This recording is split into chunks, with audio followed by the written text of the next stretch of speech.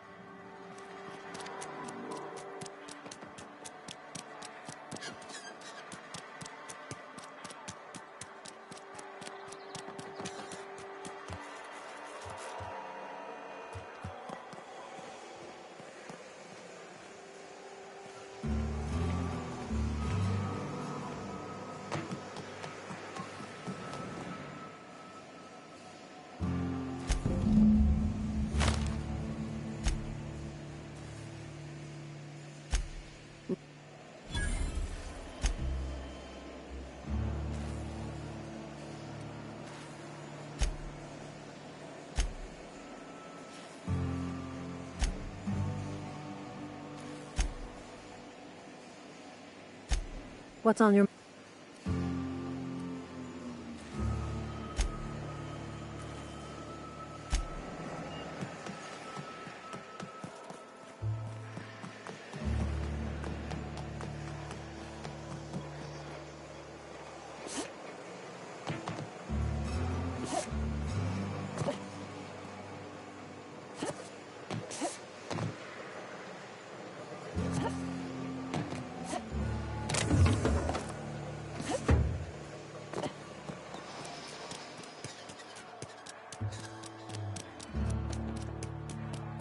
Wonder if the plague's ever gonna... Another day at the cannery. Oh, I cut my own hair.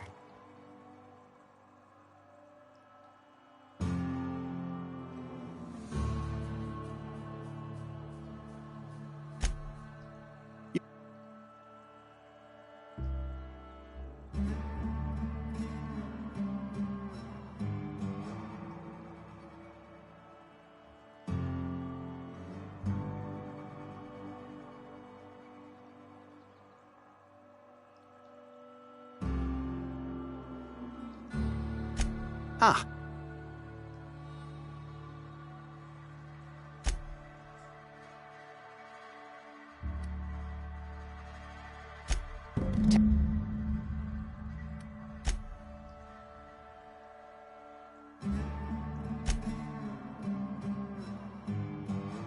Oh?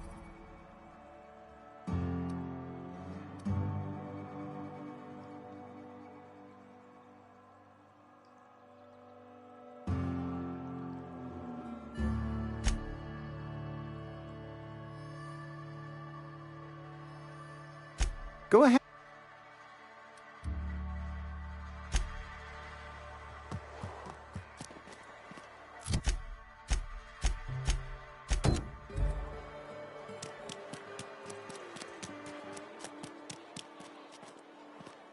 Sometimes I wonder what I'm doing. Something to report? Anthracillin, huh? That's an anti-clue.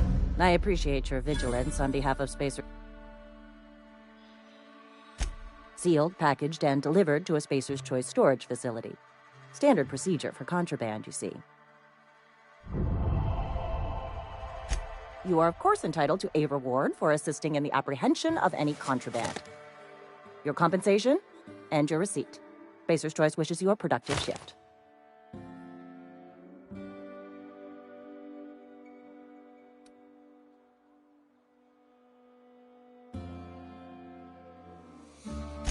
Medical treatment by Anti-Cleo's products is strictly prohibited under Spacer's Choice company policy. I distribute this medicine to our workers, and we're all complicit in a crime.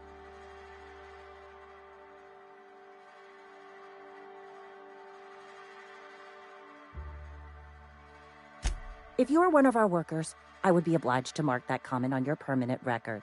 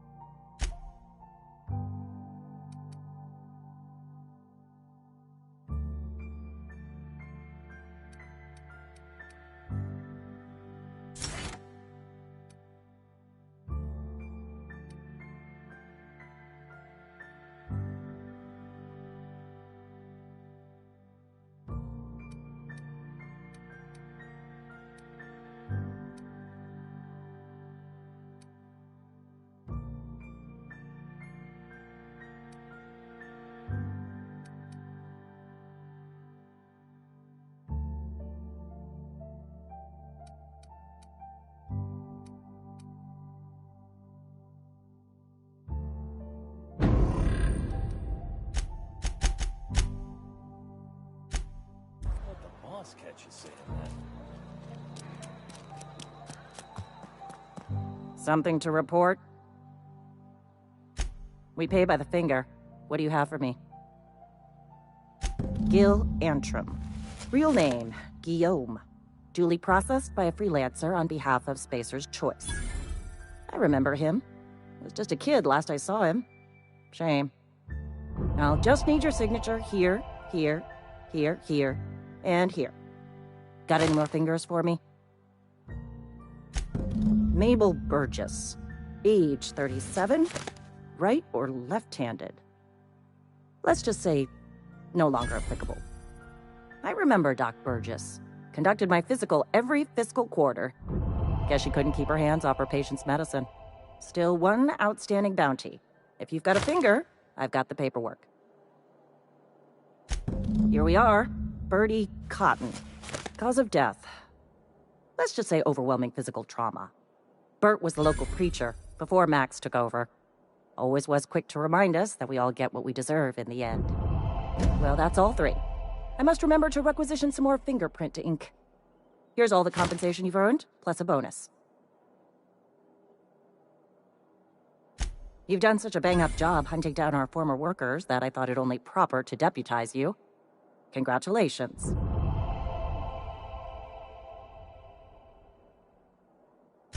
Let me stop you there. It is official Spacer's Choice policy that all Marauders, regardless of prior affiliation to the Spacer's Choice brand, no longer qualify as our people. Marauders are folk who lost the will to keep working, wandered out into the wilds and gave into their baser instincts. Not everyone's cut out to work in Edgewater. Some turn deserter, some turn Marauder. None of them get my sympathy.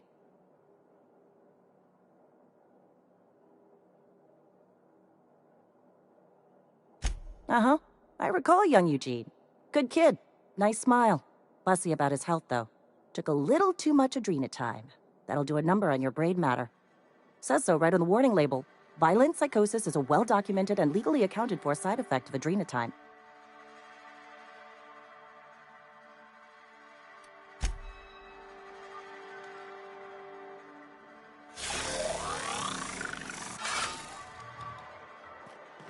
Sometimes I wonder what I'm doing.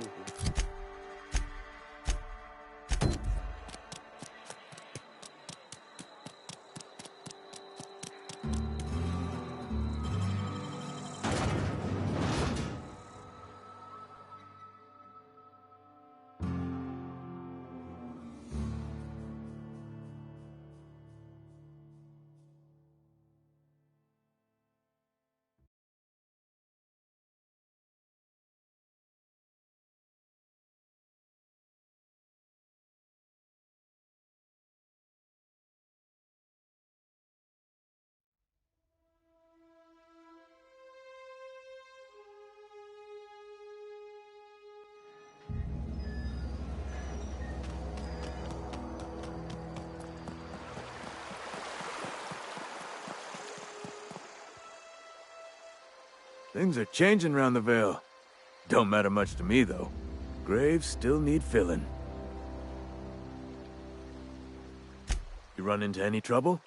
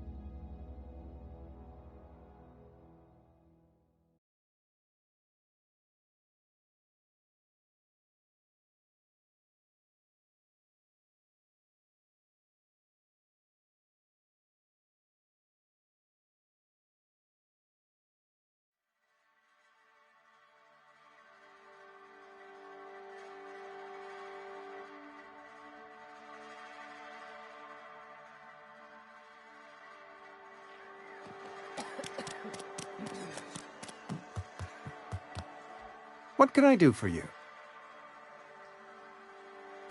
Go ahead.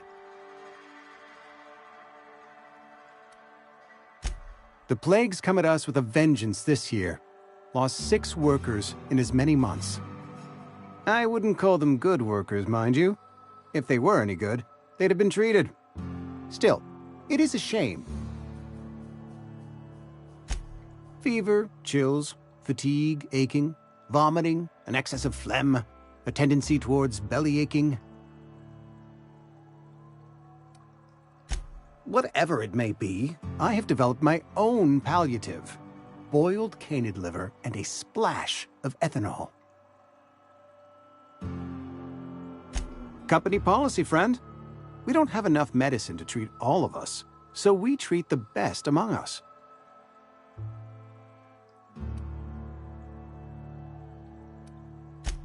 Nature is monstrous, friend, and this plague is natural selection at work. Edgewater has been good to me. I consider myself privileged to work here.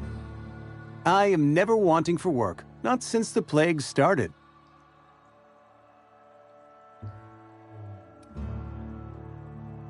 As the good vicar says, work fortifies the spirit of a man. If you want to feel exhausted, try not having any work.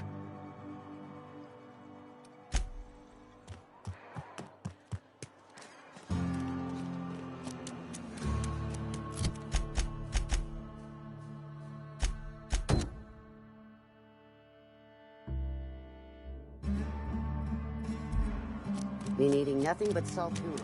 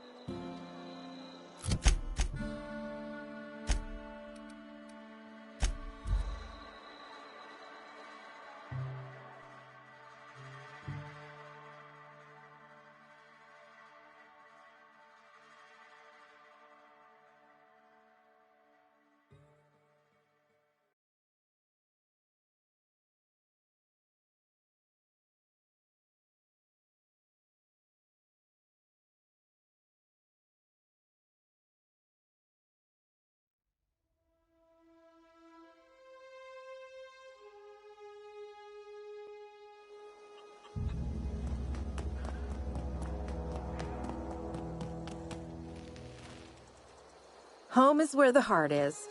Marauders took that saying a little too literally. Food's bound to spoil at this rate. Sorry. I'm just trying to figure out what to do is all. Whoa, Miss Parvati. Hey, you're, what, how are you? Hi. Hello. Are you, are things safe out here? How are you keeping? Great, just great. I've been trying to keep stuff running, just like you. Only I'm not so... Wait, they didn't kick you out, did they? Oh gosh, no. I'm just along with this lady here. I seen you wandering around here. You don't look like you're coming from town. Sorry, I just wasn't sure if you were from town or if you were one of us. Something's been chewing at me, you see. Fact is, I've been, well, lying. To everybody here. Camp thinks I'm a mechanical genius, but I couldn't fix a busted chair. I'll take all the help I can get. I set my mind to learning the craft of the engineer, you see. I want to make something of myself. You ever heard of the Young Spacer's Guide to Mechanical Engineering? Comes in a set of 3. If I had my hands on one of those data pads, I could teach myself the ins and outs. Those are good. My dad kept a copy with him when he was working in the cannery. I know the old community center kept a copy. Should find another one back in town. If you could find me even one of those pads, I'd be greatly obliged. No kidding! Really? Well, which one? Look at that! Building a computing machine out of Spectrum potatoes, a primer. I'm just glad it survived all these years. I appreciate you going through all that trouble. In fact, I put aside something special, on the off chance that somebody'd search out those data pads for me. Well, don't keep me in suspense. Ain't that just ironical? If I'd worked a little longer back at the cannery, I might have found this myself. 2 whole data pads? Be still my beating heart. Oh, almost forgot your payment. Well, don't keep me in suspense. The geothermal plant? Now that is just incredible. You really went exploring down there? Adelaide always told us it was swarming with hostile mechanicals. That's a complete set. All 3 parts. I'm gonna be the greatest engineer Halcyon's ever seen. Aside from you, Ms. Parvati, I swear, I'll do you proud. I'm glad we could help, Thomas. I've been saving something for you. Just a little contraption I found. Should fit right into your outfit. Adelaide said that? Was she sober at the time? I never imagined she'd step foot in Edgewater long as Reed ran the town. Something must have changed in Edgewater. Adelaide's good as family. If she's going back, so are we.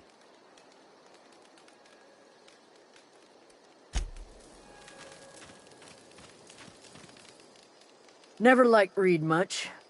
Can't say I'm sorry he's gone.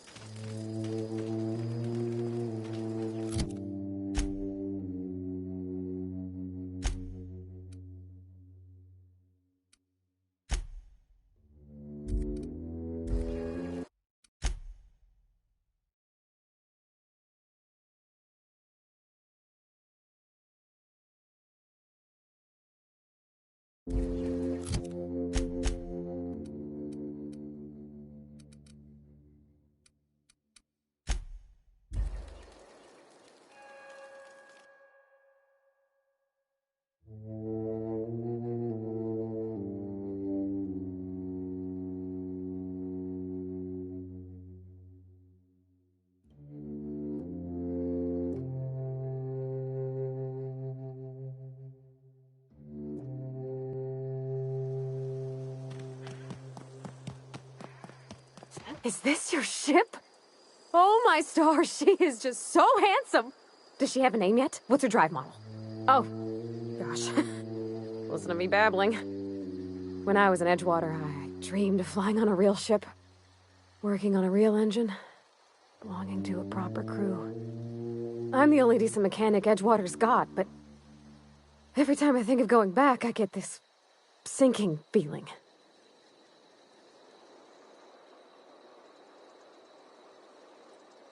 Well, it's kind of you to say that. And you're right. I wasn't happy. I want to ask you something, and you can say no. But can I come with you? I could tend to your engine. I know my G-valves for my catalyzers, and I can keep your ship singing. And if you ever need a pair of eyes watching your back, I can do that too. What do you think?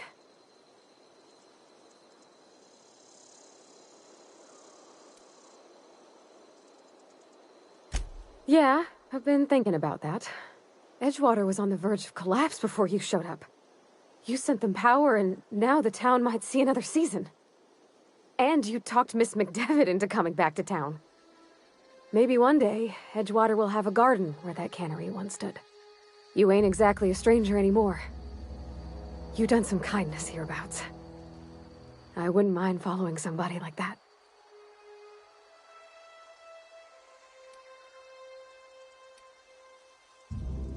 Yes! I mean, thanks. You won't regret this, ma'am. Captain. I can call you Captain now. Ha! I got a captain.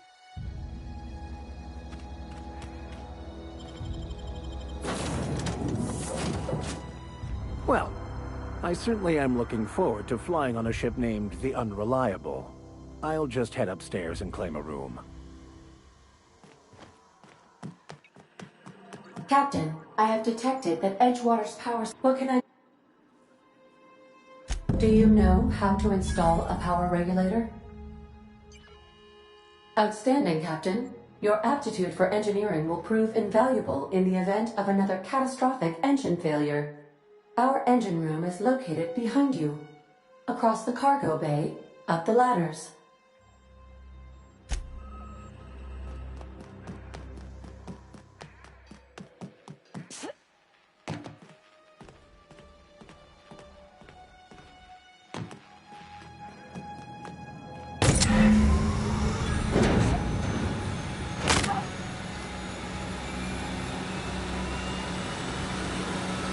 What can I do for you, Captain? All systems are operating within acceptable parameters. I am prepared to bring the Unreliable into low-altitude orbit. This should prove an adequate test of our flight capabilities.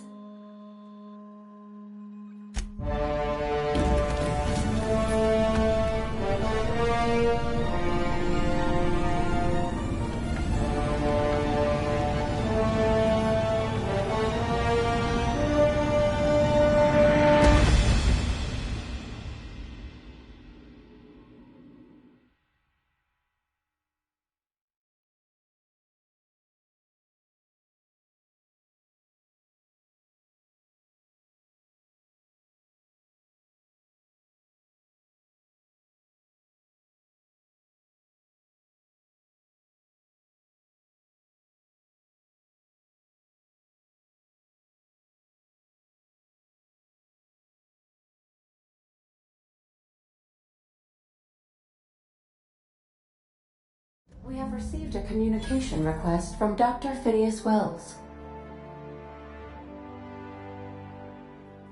Aha, there you are. Hale and hearty, and captain of your own ship. I see you're putting the Unreliable to good use. Shame about her former captain. Horrible way to die. How are you feeling, by the way? I lost track of you in that cave back there.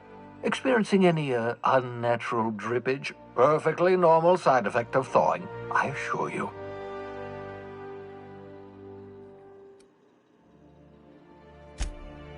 Oh, that, yes, that's probably permanent. I wouldn't worry about it, though. I'm sure you're fine. What you saw in Emerald Vale is happening all across the colony. Food shortages, lack of supplies, and basic necessities. We're dying. The chairman, the minister, and all their lackeys on the board are to blame. The Hope has some of the brightest minds Earth ever sent us. If we can revive the Hope's colonists, they can help us undo the board's mistakes. They can help us set things right. You need to get to Stellar Bay on Monarch. I have contacts there. They'll help me, help us, find the chemicals to revive your fellow colonists. Gladys Kilkelly, lovely woman, runs a cozy little black marketing outfit on the Groundbreaker. She can get you a nav key to land on Stellar Bay. Strictly speaking, Monarch is a moon, terraformed badly, and almost completely lawless. You'll love it. Captains don't fly their own ships, you see. Your navigation terminal handles the, navigation. Think of a nav key as a set of flight instructions. The board's been confiscating nav keys for Stellar Bay, so we must rely on unconventional means of acquisition. Hence, Miss Gladys Kilkelly. Gladys and I have been doing business for years. Her smuggling credentials are unimpeachable. If anyone can get you a key to Monarch, it's her.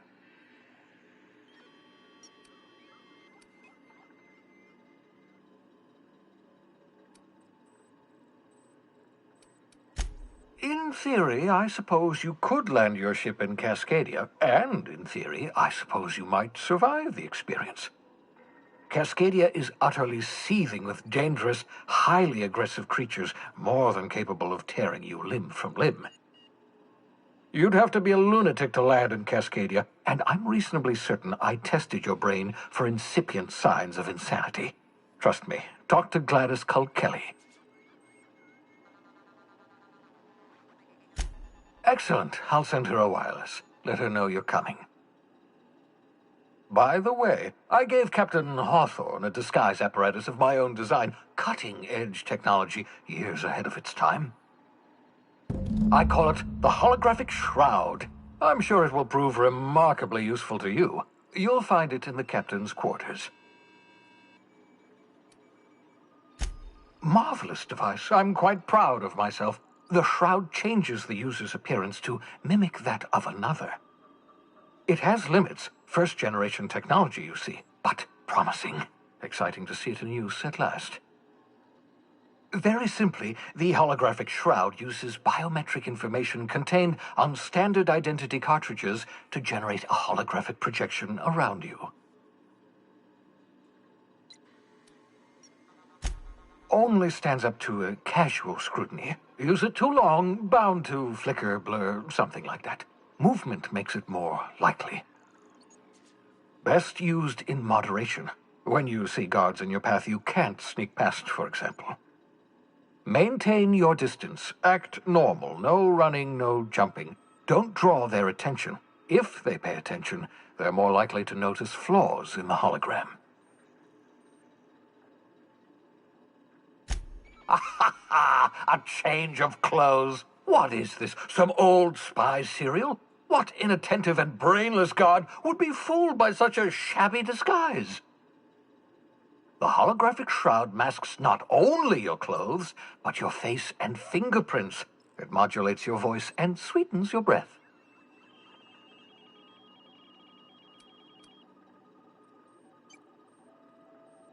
Science, that's how.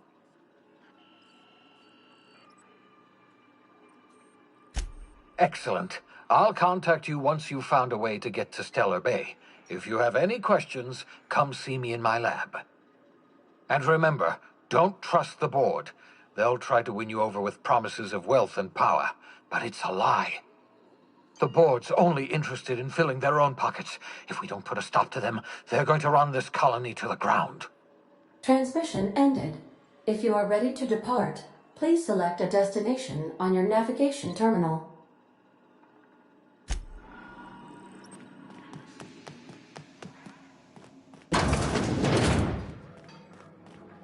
Yeah, so this is my hidey spot now. I was looking for a place that was quiet. I figured the kitchen would be louder than the hold, so here I am. Cozy-like, ain't it? That's in pretty good shape considering how hard Mr. Hawthorne ran it. It's a Yakita LHA 120, A2 model, I'm pretty sure. The Block 2 design scooshed in extra cargo space but didn't change the stock engines. Probably a touch underpowered, huh? Accurate in all particulars. I conclude you are Edgewater's board-certified mechanic.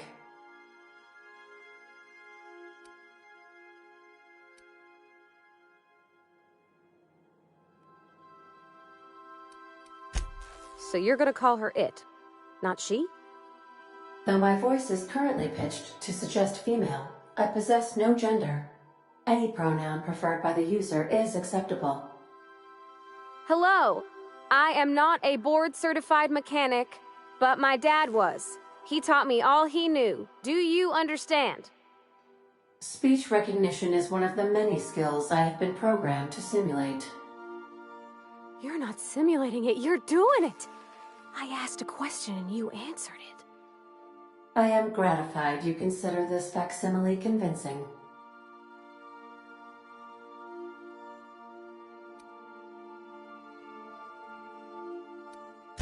I don't see any holes in the hull. I'll take a good squint at her, make sure everything's tip-top. But I think we're cooking with plasma torches. You can do that, you know. My dad taught me how to make grilled cheese sandwiches with a plasma torch.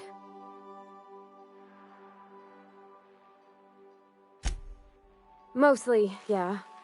I lived in the maintenance office near all my life. Mr. Thompson never let me forget how funny that was.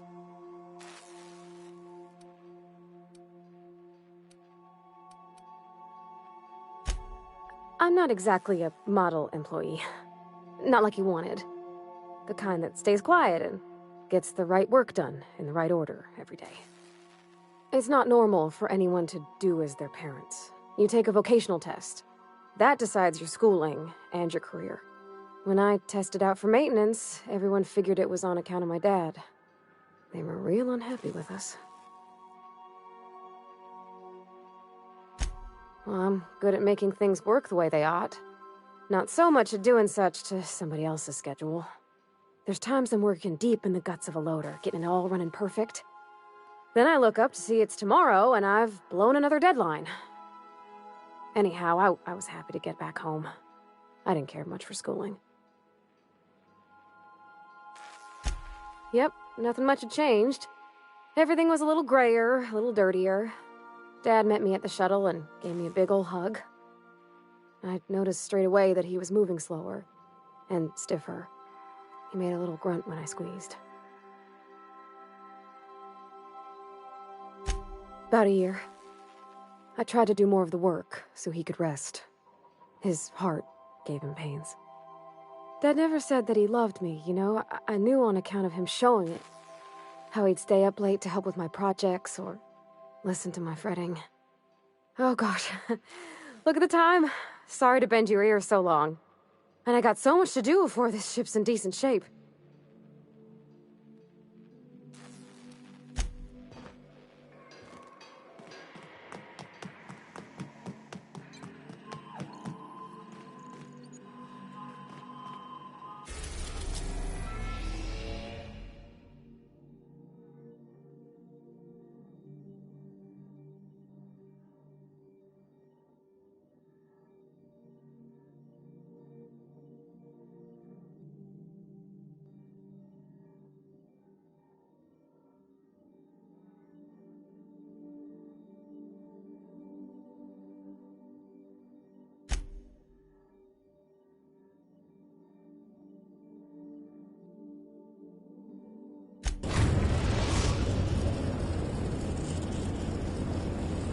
Message from Dr. Wells. We'd like to congratulate you on finding a route to Monarch.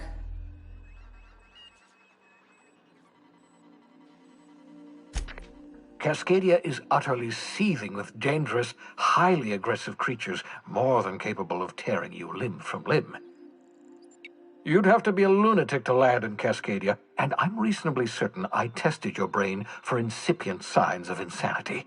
Trust me, talk to Gladys Cull Kelly.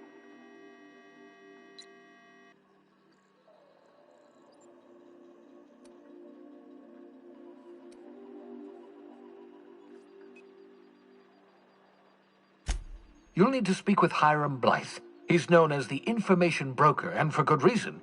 If anyone knows where I can find those chemicals, it's Hiram. I need those chemicals to revive the Hope's colonists. They can help us fight back against the Board. They can help us set things right. If we don't put a stop to the Board, they're going to drive this colony toward a complete societal collapse. You'll see what I mean when you arrive on Monarch.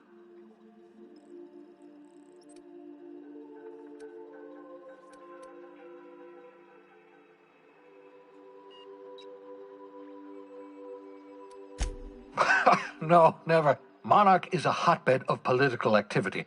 I can't imagine why Hiram set up shop there. Cuisine, perhaps?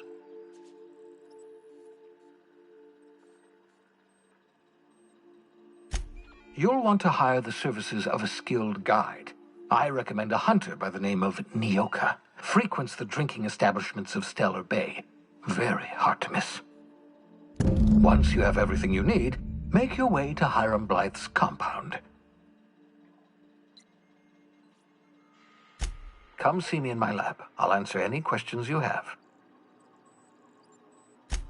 Best of luck. Everyone on the Hope is counting on you.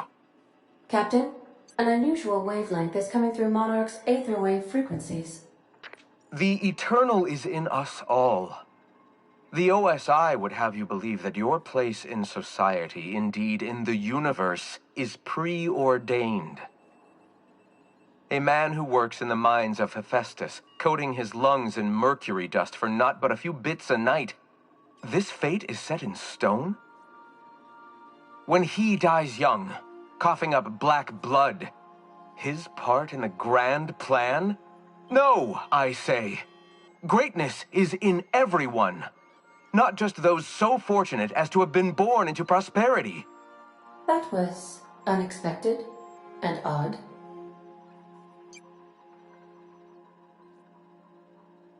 I am inclined to agree with your assessment, by which I mean I have been systemically programmed to do so. How can I be of assistance? I'll be here.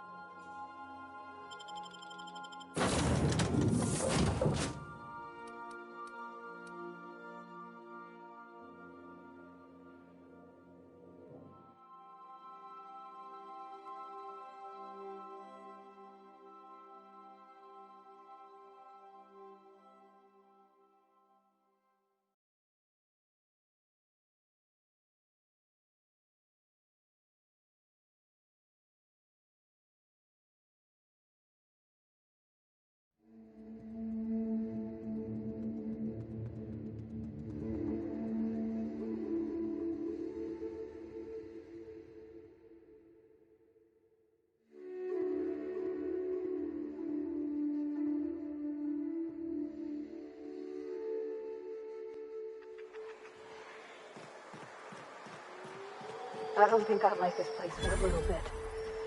Let's go.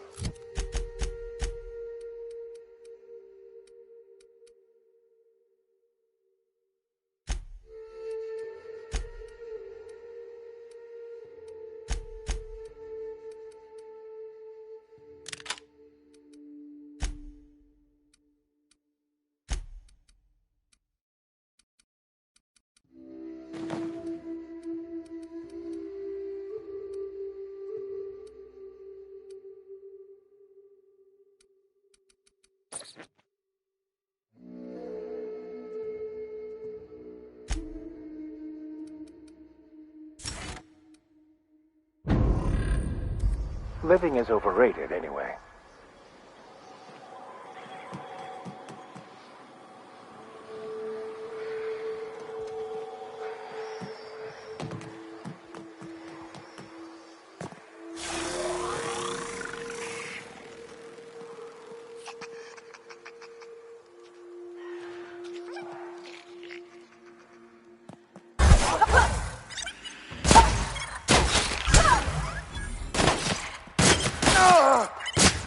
We did it!